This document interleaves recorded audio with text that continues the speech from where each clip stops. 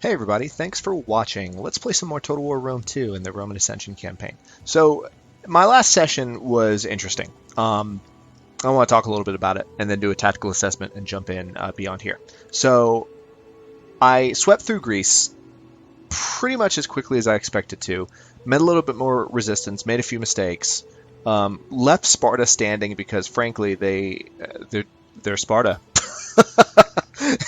They have a lot of army stationed in this little peninsula, and I offered to make peace with them, and they took it.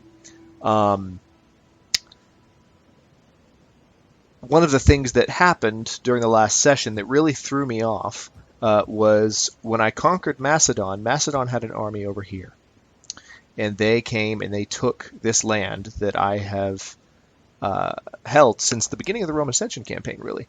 And frankly, it just made me mad because it caught me off guard. However, upon reflection, this series and series like it are most interesting when there is some give and take and some wins and some losses.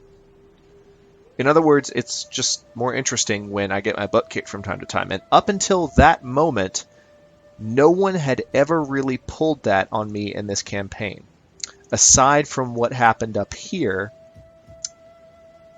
in Eboracon. And what was different about that, with the massacre of Legio 7 Illyrica before I brought them back, was, I launched an offensive here that I knew would be difficult, and the battles happened here.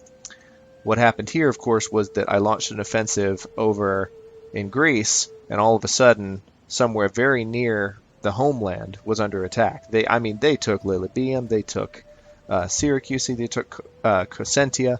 I had to push back, and some very long-held Roman towns as you can see, are being rebuilt right now. So that was annoying. Now, but I do appreciate that those kinds of things actually make the game more interesting in a lot of ways. Oh, hey, look what I found. I'm gonna kill these guys real quick. Oh no, don't run away. No, come back. Come back. Please come back. Okay, well, I thought I'd be able to kill them, but I can't. That's really silly. They were within range, too. That's so strange. They're in ambush mode. Whenever you see that little tornado, that means you should be able to ambush them right then. But I guess because they're in the water, the rules are a little bit different. So here's the tactical assessment of what's happening in the rest of the world. The Roman Republic is in good shape. Oh, before I get to the tactical assessment, the other thing I'll say, and this is the other component of my frustration that I feel I should comment on a little bit. The political system in the game is not working as I really expect it to and think it's designed to work. I don't know if it's a bug. I don't know if there's just something I'm missing. But what I'm trying to do, as you can see here with how I adopted every other character in the game, is create this overwhelmingly influential House of Julia that will cause a Roman Civil War. Now, the Roman Civil War, when it happens, will be frustrating. It'll take time to resolve it. When I resolve it, I will actually be able to found the Roman Empire. I've said it over and over at this point. The reason I say it again in this instance is you have, so many influential faction members, you would think we would have more than 38% of the Senate. And the other houses have almost 50% when the other houses actually don't have anyone representing them. It's crazy. It's silly. I'm not quite sure I get it. So maybe part of the issue is that I never let anyone exist in the other houses. I always kill those people off. Maybe, as you can see here from the House of Junia and House of Cornelia, they have very little influence. Maybe I need to let someone in the other houses live. Maybe that's it. So next time someone shows up in the other houses, I'll just let them stay put and see what happens at that point. But anyway, that's the other thing that was going on. So here's a tactical overview.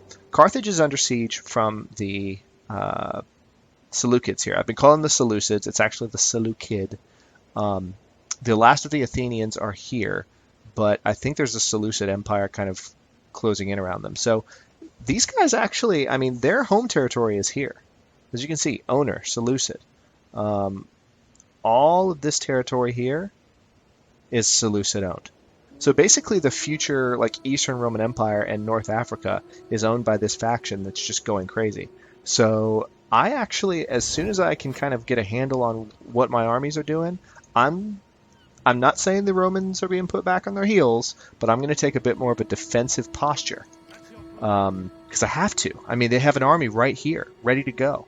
And I'm just not going to mess around. So this army here, Legio 10 Fretensis, might be the one guarding. I need it to stay in Anthea for now. Just to make sure that nothing bad happens, let's get this spy a little closer.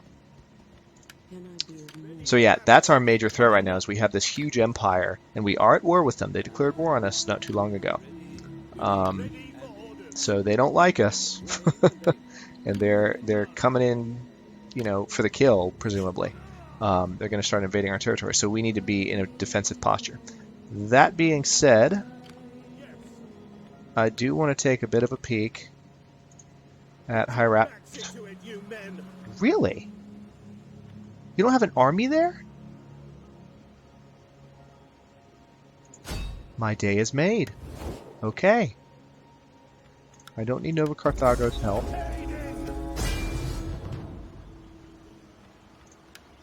Wow! I wasn't expecting this. Interesting. I just realized I'm not timing myself either. Shame on me. I let some episodes really run long last time. So my apologies for that. 1 second while I set my timer up. Actually, as a matter of fact, I'll go ahead and cut this episode here since I wasn't timing it. And I know that was a bit of a lengthy update, and that was just kind of that might have been a good moment of reflection. We'll dive back in with the actual campaign movements in the next episode. Thanks for watching, and I'll see you in a second.